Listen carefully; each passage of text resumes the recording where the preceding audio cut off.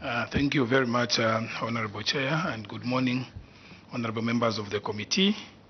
My name is Wes Lukele, substantively Director, Human Resources and Administration, but acting Permanent Secretary for Admin Convenience. Chair, I would like to inform your committee that the substantive Permanent Secretary, PS Daphne Soko Chabu, she's out of the country in Colombia, attending the 16th Conference of Parties on biodiversity. Chair, let me also invite the officers who have accompanied me to introduce themselves. Thank you.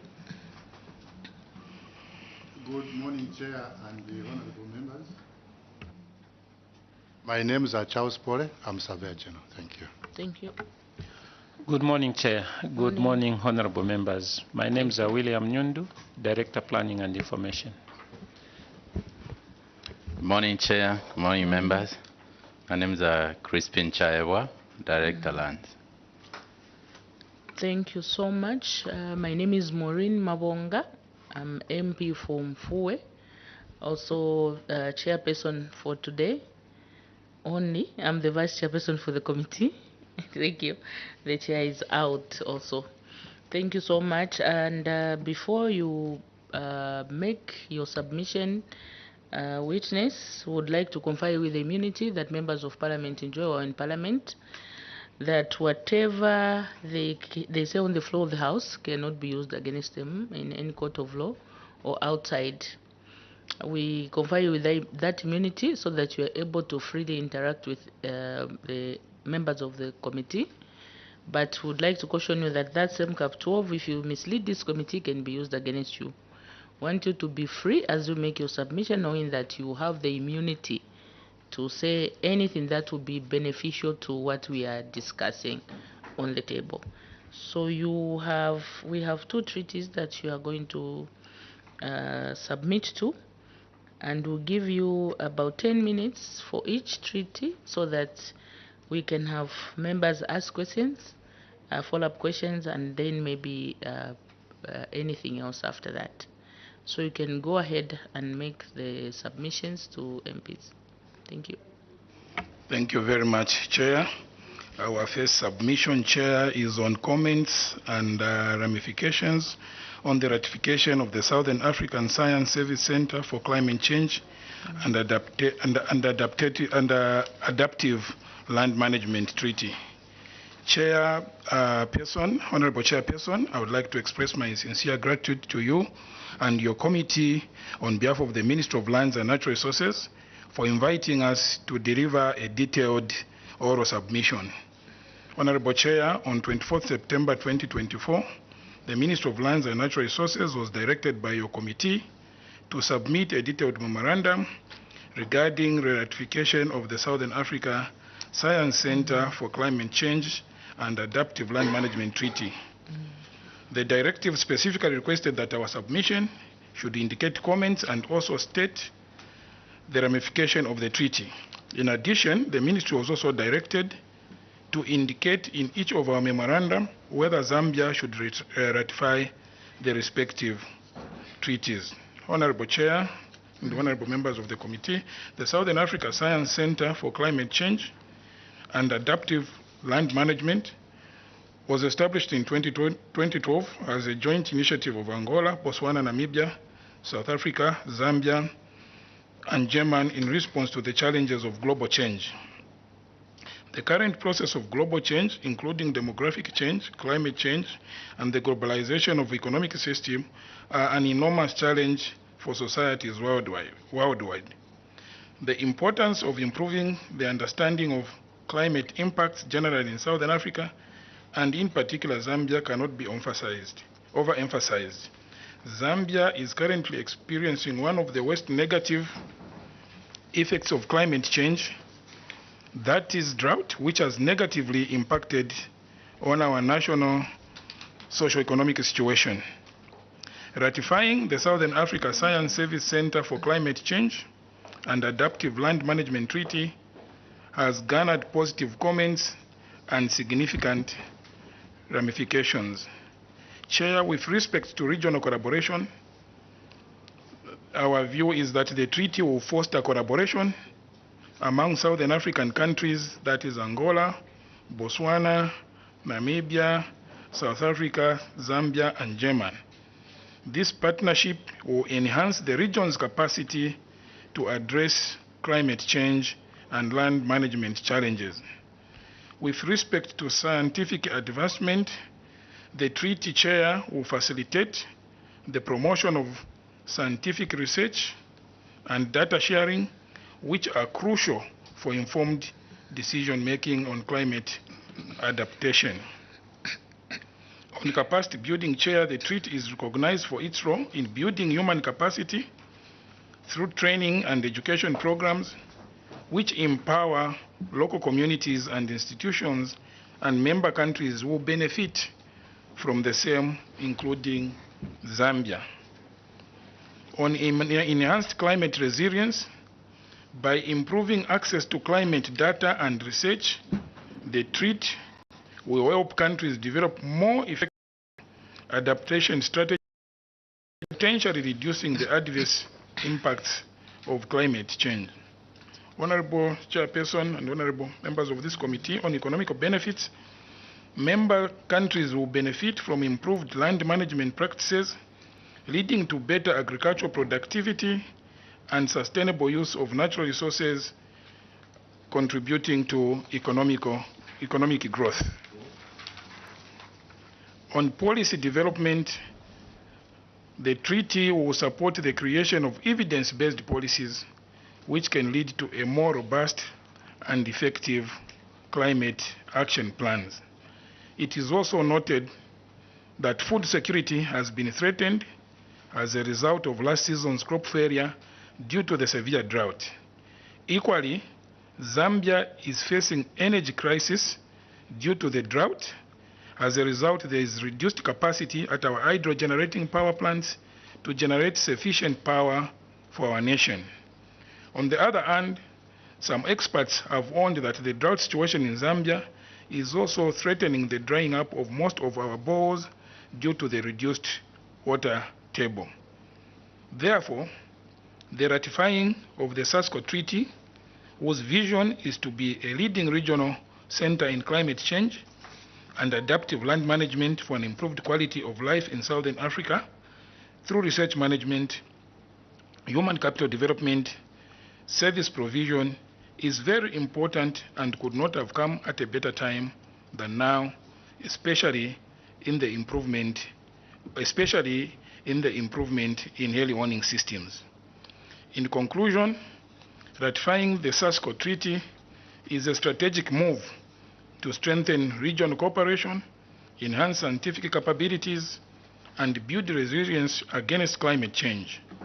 Zambia will benefit from this treaty because it will help in building capacity as a country and improve the early warning system to enable the country to take appropriate measures to minimize the potential impact of disasters like the drought situation being faced currently.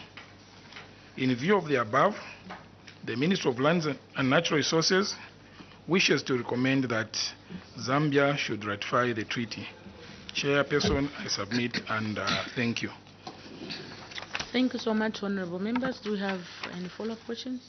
Yes, we'll have our first round of questions, starting with Honorable Tayengwa, then we'll come to Honorable Simbao, then Honorable Mtachala. Thank you, Chairperson. Acting PS, I'll draw you back. Your document actually doesn't state whether it's page 1 or page 2. It's blank, but I'll take you back to where you said regional collaboration and